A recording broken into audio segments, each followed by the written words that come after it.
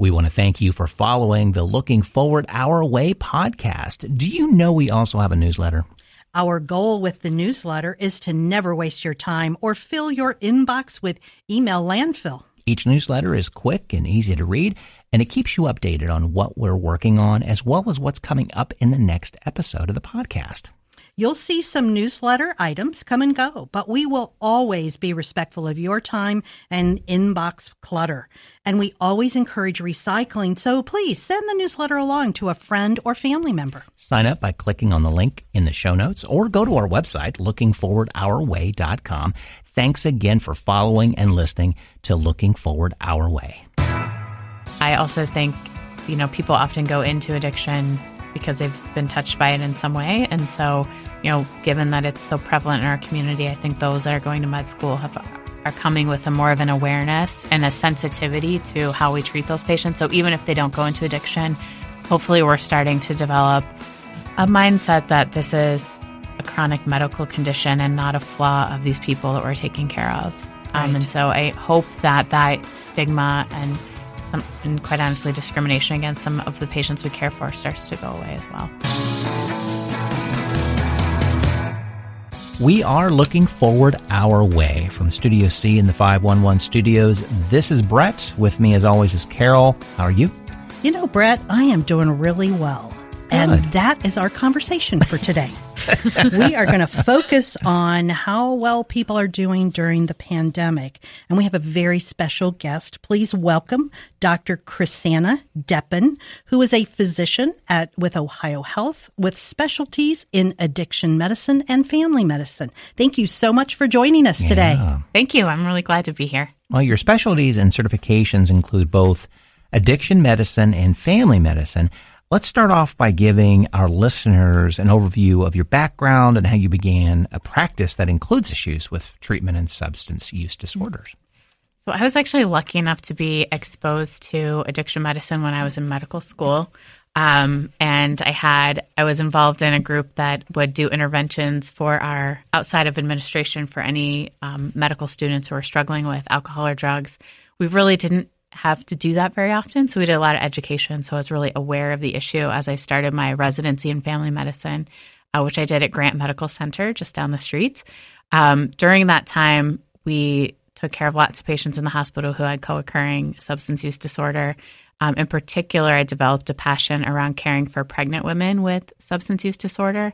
And it felt like our treatment plan was stop using drugs, or stop using drugs will take away your baby. And it seemed like we could do better. And so I did training in Seattle. I did a fellowship in addiction medicine and then came back to Columbus to, try to do a little better in our offering of treatment to our folks who have and are struggling with drugs and alcohol. Wonderful. That looks like your patients had you at the right place at the right time. Walking into that topic, because that's not normally something that a new medical student would be looking at. Yeah. And honestly, we still are struggling with the fact that addiction isn't really covered as much as it should be in medical training, whether that's for nurses or physicians. So I think I was lucky enough to have that exposure going in so that I was aware of that and it really just sort of fell into this work and love what I'm doing. Wonderful. Okay. Well, there have been so much in the news and the media about issues during the pandemic, not just for people who are getting COVID and all of those medical issues, but just how people are reacting. And maybe it's because I have older relatives who are really struggling, but it just seems like they've been under siege, that they have been most vulnerable health-wise because of the virus, but also if they're in a residential facility or even really at home, the facilities were hotbeds for the virus, but even at home, they're alone. They're locked down in these prisons. I have my aunt who keeps telling me every day, I'm in a prison, and what are you going to do? What can you do? But for those of us, family and friends, we've really not been able to interact with them and really deal with the issues that they're having. What are the symptoms that you've seen? What have you observed during this crisis? And, how does it differ by age? Yeah, so I think we're seeing a lot of the same issues across the age groups as well, right? There was an article published with the Kaiser Family Foundation that was looking at anxiety, depression, and substance use disorder in 2020 and 2021 compared to the years prior to that. We saw a huge increase in people who reported anxiety and depressive symptoms. And that was true in the older age groups as well, though it was pretty similar across the board as it relates to age. And maybe a little more even in the younger population. But I think in the 50 and older groups, we were seeing a doubling or more of what we would see in a sort of typical year. So about 1 in 10 people would report anxiety and depressive symptoms. And right now it's about 4 in 10. So it's significantly higher. And I think we've seen that also to be true, though I think the numbers are still coming in as it relates to problematic alcohol and drug use. And in particular, in that article, they talked about substance use disorder in our frontline workers has gone up quite a bit. And that's, I think, not surprising from a standpoint of just finding ways to cope when you don't have that social network. So again, I think we see the same thing in most of the age groups, but definitely in those who are isolated and older and really afraid to leave their house for fear of getting COVID with the co-occurring, issues they may have, age and otherwise. Okay. Yeah. We started talking about covering this topic a while back, and it didn't really dawn on me that you really don't hear a lot about older adults and depression that covered. Yeah, and I don't know why. Maybe it's just not as tragic stories. You hear the tragic stories of younger adults and what goes on and such too. But they are marginalized, ignored for the most part. Those stories, and also with treatment options, many patients are burdened by long-term substance use disorder as well as loneliness. There's a lot to unpack with this that we almost called in our questions where we're going over some stuff. Is it a perfect storm? I mean, can you help us understand the situation a bit more clearly? Yeah, I think it does feel like the perfect storm for our, older patients, a lot of our younger patients as well who are struggling with addiction, mental health problems. But I think in that older population too, we've done a pretty poor job. You mentioned depression, like we aren't great at identifying that in the older population, and we're even less great at identifying substance use disorder. We can see an overlap of those symptoms, and so sometimes it can be misconstrued. And then I think with this, the inability to be able to socialize and that loneliness, not only does that lead to more problems around the anxiety, depression, potentially substance use disorder, but also like there's no one there to check in on people and notice, hey, what's going on and how can we intervene and get you the help that you need. So I think those are all parts of what's going on right now for my patients, for our community. Yeah, I could see a lot of that being chalked up to, well, they're just getting older.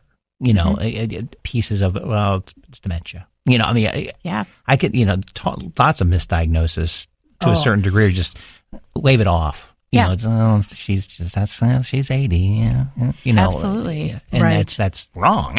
Well, and I've noticed that, as I said, I'm dealing with friends and family who are much older and living in a residential facility.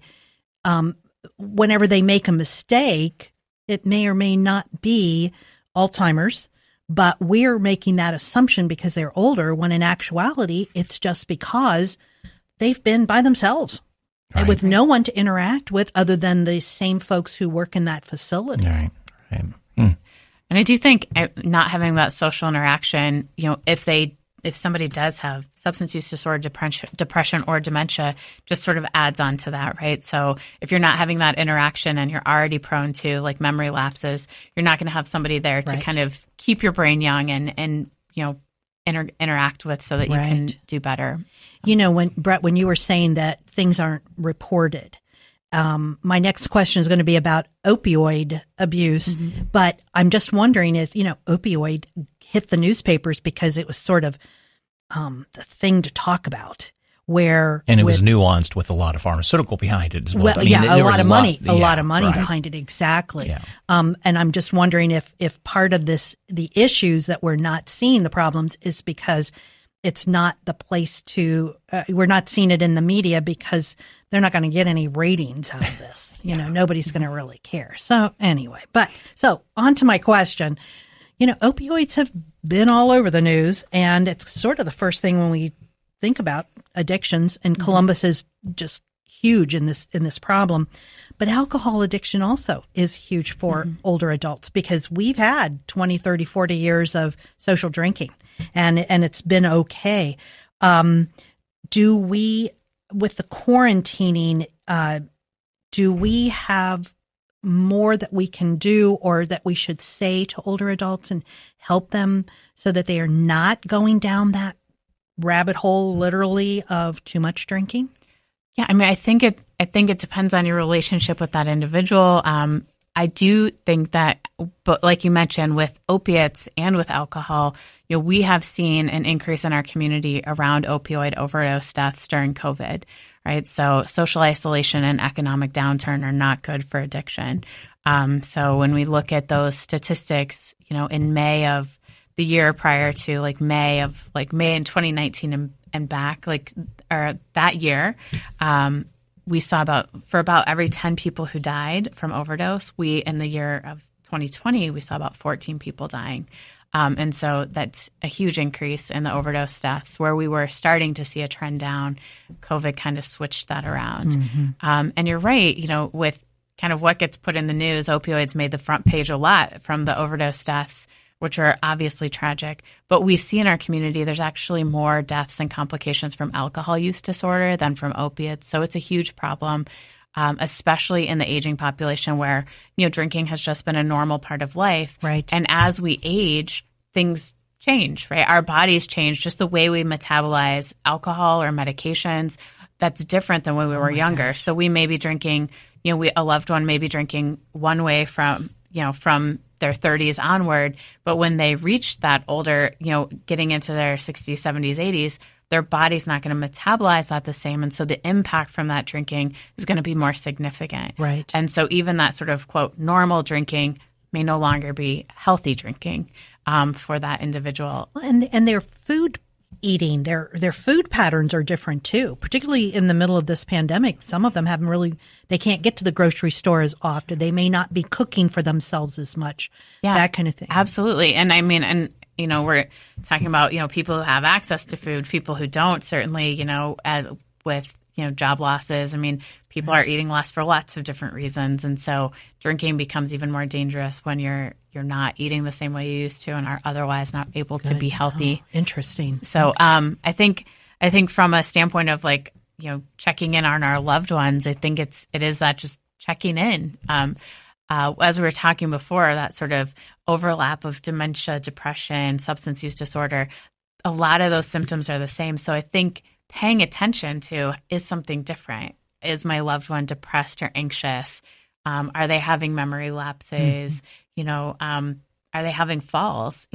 Those aren't always just related to tripping over it's not always physical weakness, but were they drinking or were there other things involved in that?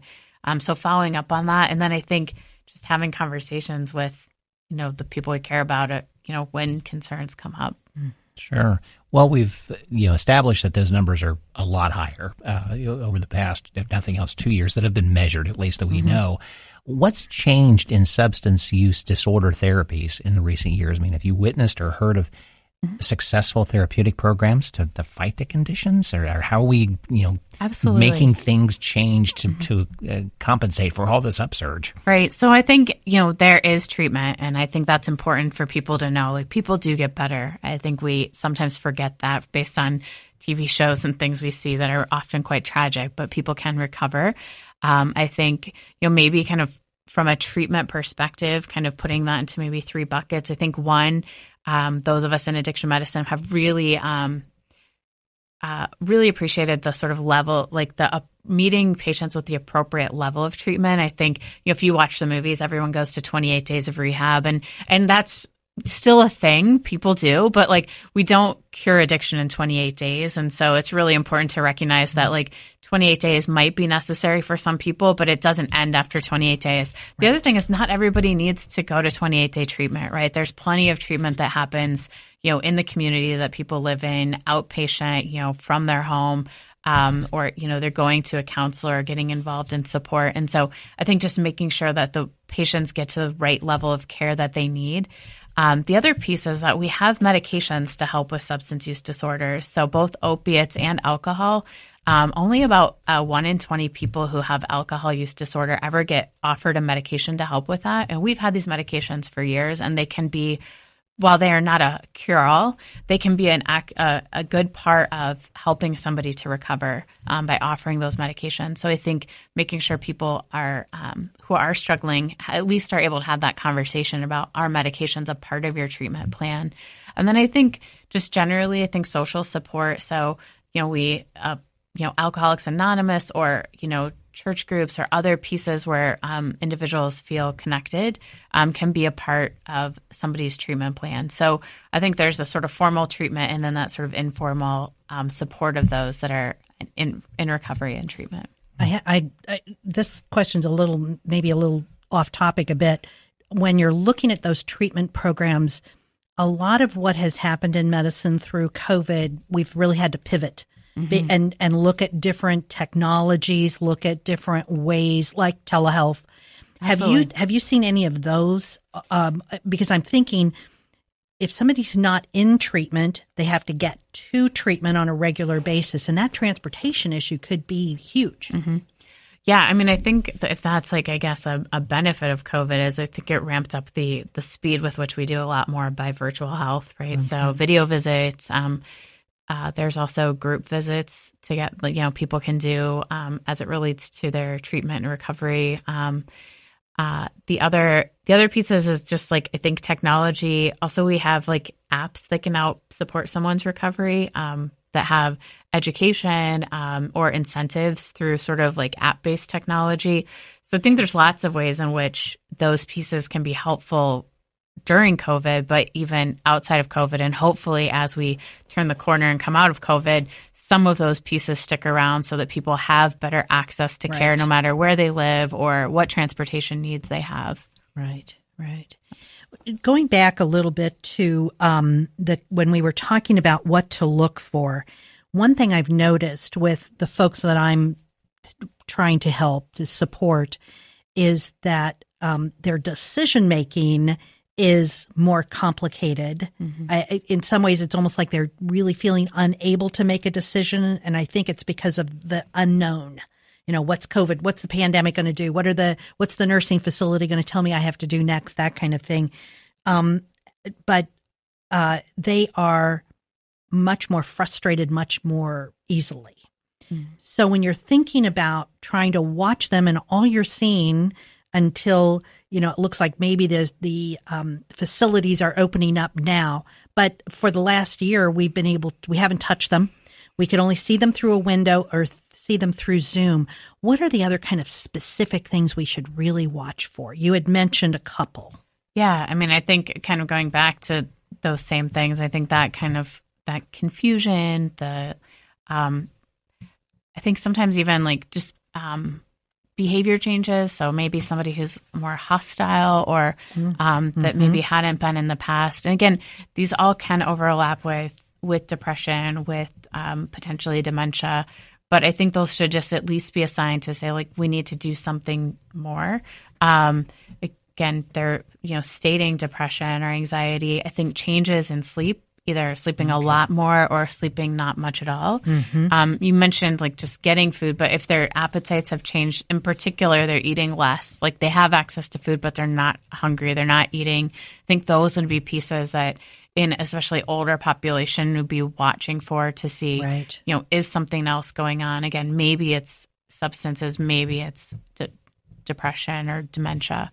But those would be some of the triggers that I would say, let's look into this a little bit more. Right. Because it really literally, as soon as we get them out of their houses, they may be fine. Yeah. But that doesn't mean that we should ignore their frustration and their anger and that kind of thing. So good. Yeah. Okay. And I also think it's hard because, I mean, I think you described me on many hard days when, you can't do all the things you want to do. True. I mean, I think there's also some, it's also normal to be frustrated and angry during COVID. Oh gosh, yeah, yes. sure. We're actually all going through all of these same things. Right. But I think we've all really honed in on our older population just because they are so confined. Absolutely. Yeah. Absolutely. I wanted to ask a little bit more about that social support. And what triggered in my mind was the Alzheimer's discussion in regards to most of us are walking into a situation with who we're looking after in a situation we are not comfortable with or we don't know how to handle. What are some tips that you would come to mind in regards to handle this situation? Okay, we recognized that something's going on, but what do we do next? Because a lot of us may, again, have never encountered this, and it's going to make us very uncomfortable. And our first inclination would be probably not to go see them as often, maybe, because we just don't know how to deal with this situation. How do we overcome that? Where, obviously there's help, groups to help, but until we get there, what's some piece of advice? Yeah. I mean, I think kind of maybe twofold, just thinking about anyone who's struggling with substance use disorder, regardless of age. I think the important thing is to talk to them about it. Yeah. And also to not, to be open to meeting that person where they're at, right? Because nobody is going to, that conversation usually doesn't go well the first time. I was just going to say that first one's always the hardest, no matter what it is, financial, whatever. But now we're dealing with somebody that you're almost accusing, right. Not accusing, but you're definitely flaying away a flaw that is you're depressed. It's no, I'm not. That sort of thing. Yeah. And it's going to be a difficult first conversation. I think, sometimes, even when I'm talking with the young doctors that I'm training is that, when you see a problem in a patient, sometimes it's not getting to the point of, it's lovely for us in addiction medicine to get to the point where the person's like, hi, I'm Krisanna, I'm an alcoholic. And we're like, whew, I can help you. Right. But usually that's not actually what happens in that first conversation. But if we can get to the point where that person says, hey, something's not working right. Right. If you can get to that, to me, that's the magic moment. I need to do something different. We don't have to call it alcoholism. We don't have to call it addiction. We just need to get to a point where everyone's sort of where there's some acknowledgement of let me try something different. Right. And so I think avoiding the language, maybe language that would feel sort of judgmental to that other person, and just pointing out the things that you're noticing, and just, being curious about what are you noticing, and what can we do to help you feel better, or not, what can we do to help you, sleep better at night, or whatever those things are that had come up for that person. And then I think just trying to be patient in that setting, because a lot of times we're planting a seed and it may take a little bit of time to grow, but to not back off and still be a support person for that individual as much as you can from your own personal health perspective. And then I think the challenge that I don't deal with as much, because most of my population is a bit younger, is just that fact of are we in a place where that person's not safe, especially as they're aging? Right. And then, I think that probably gets into other conversations maybe you've had with others, is when do we need to think about a different environment, or getting someone else involved from a perspective of safety, if that person isn't able to make choices at that point. Sure. Because I've heard scenarios that in assisted living and independent living and such, senior bullying happens. Sure.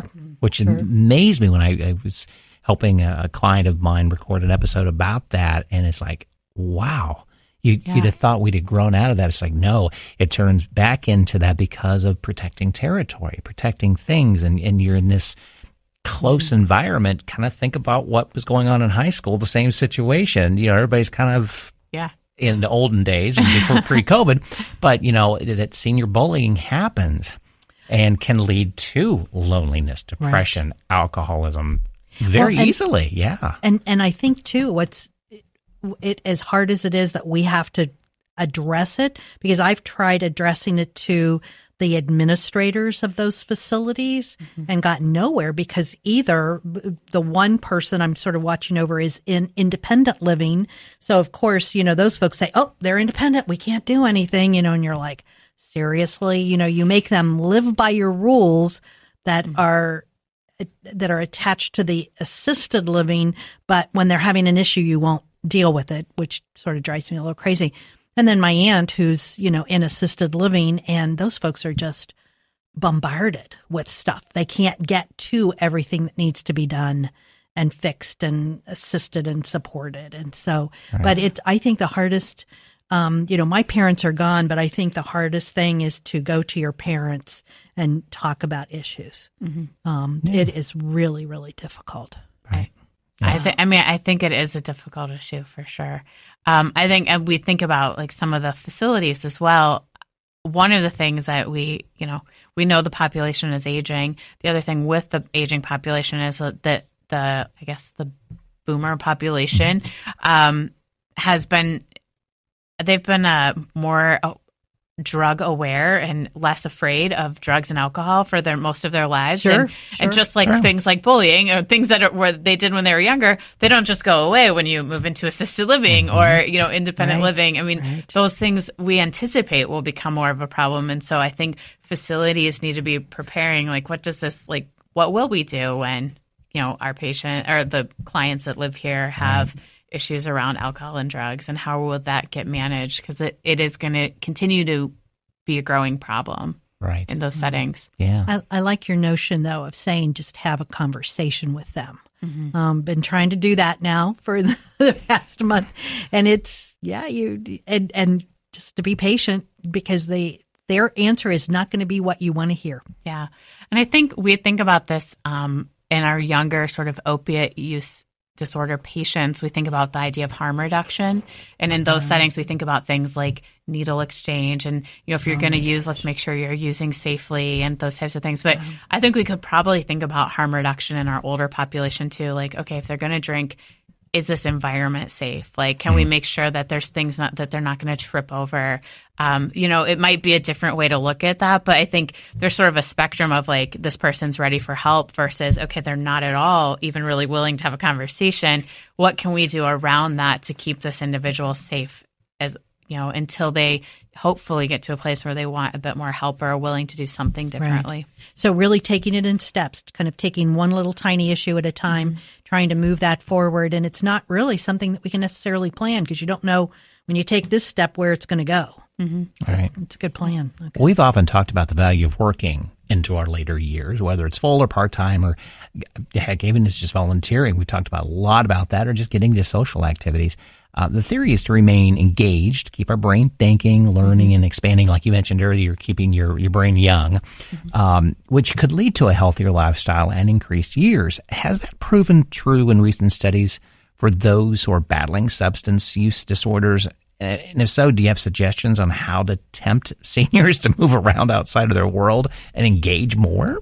So, most of what I would say would probably not be like evidence-based, though I think we do know from like a substance use disorder standpoint that social connection, people do better when they have that social connection, whatever that looks like. It could be family, it could be 12-step or mutual support groups.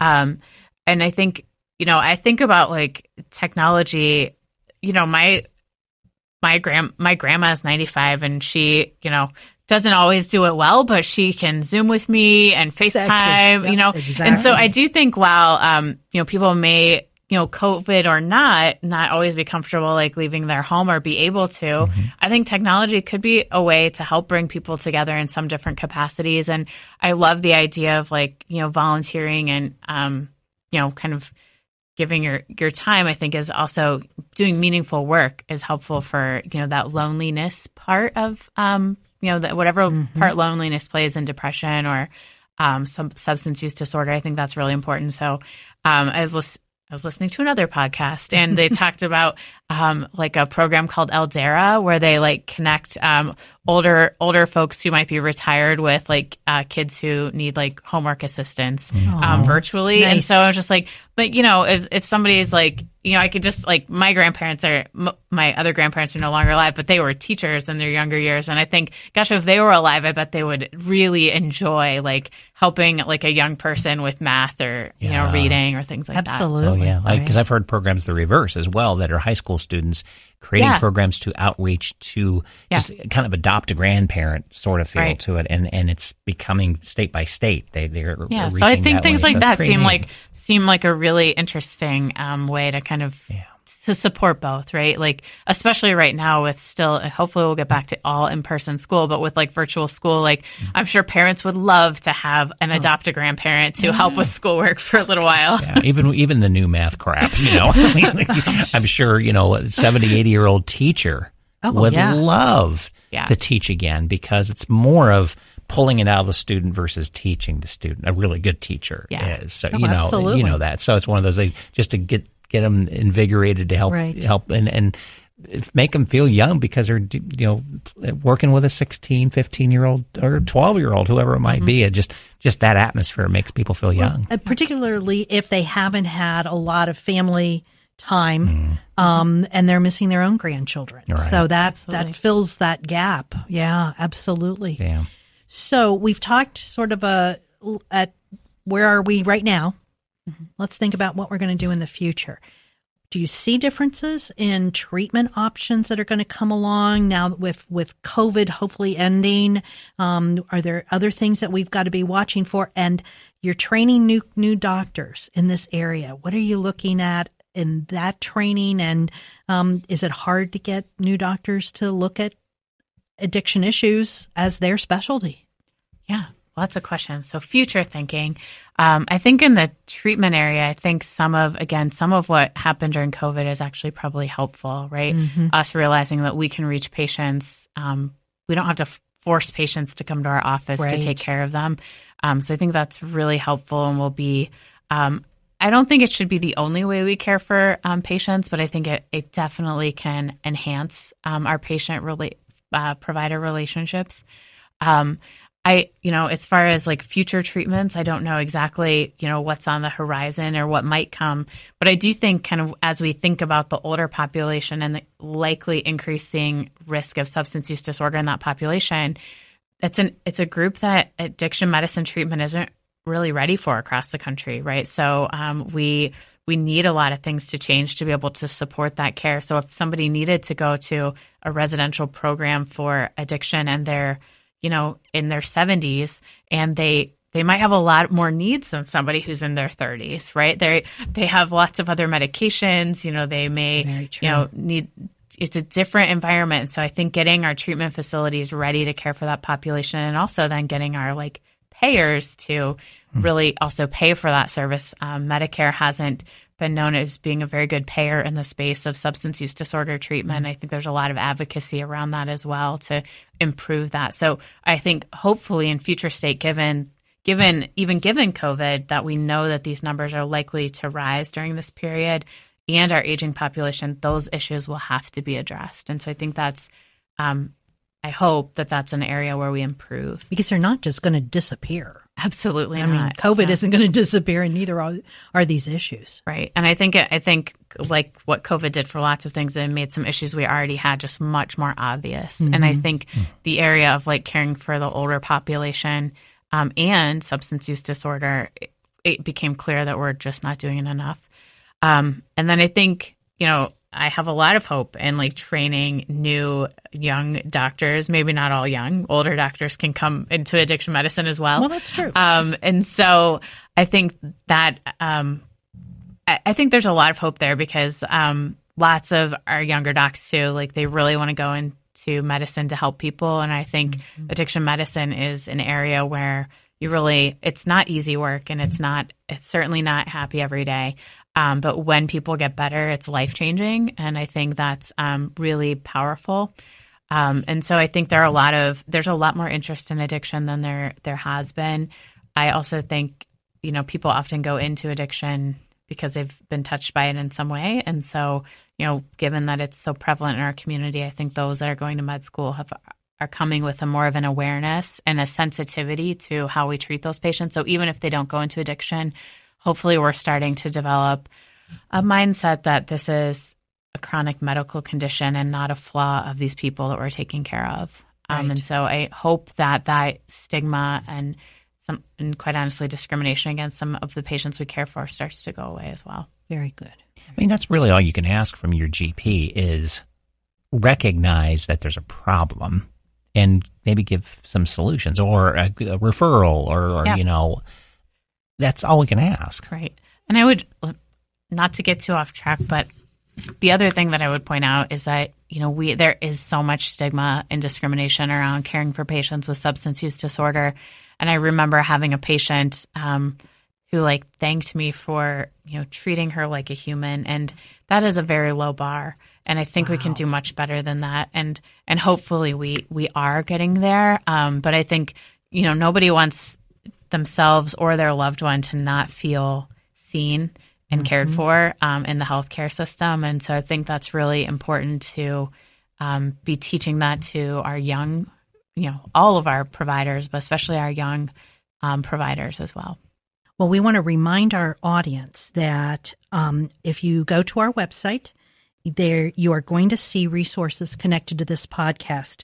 We're going to put lots of information into the show notes. If you or someone you know is in need of assistance, do not hesitate to look for help, to find a healthcare provider or service agency. You know, help is available. And I think that's one of the things we're really learning in our podcast is there are resources in our community. Central Ohio is we are so lucky and so rich with lots of places that people can go to for help. And so we encourage you our listeners to check back and see what's going on. And we want to thank you, Dr. Deppen, for joining us today. This has been wonderful. Thank you for inviting me. Thanks for listening to Looking Forward Our Way. We'd like to ask a favor from you. Would you give us some feedback on our podcast? We've made it really easy to do so. Click on the link in your episode show notes. That link will take you to our podcast's Google My Business page. You may have to sign in to your Google account. From there, we'd appreciate your feedback on the podcast overall, feedback on a specific episode, or a suggestion on what you'd like to see us cover in a future episode. All your feedback is so much appreciated. Your comments only help us create episodes that will keep all of us looking forward our way.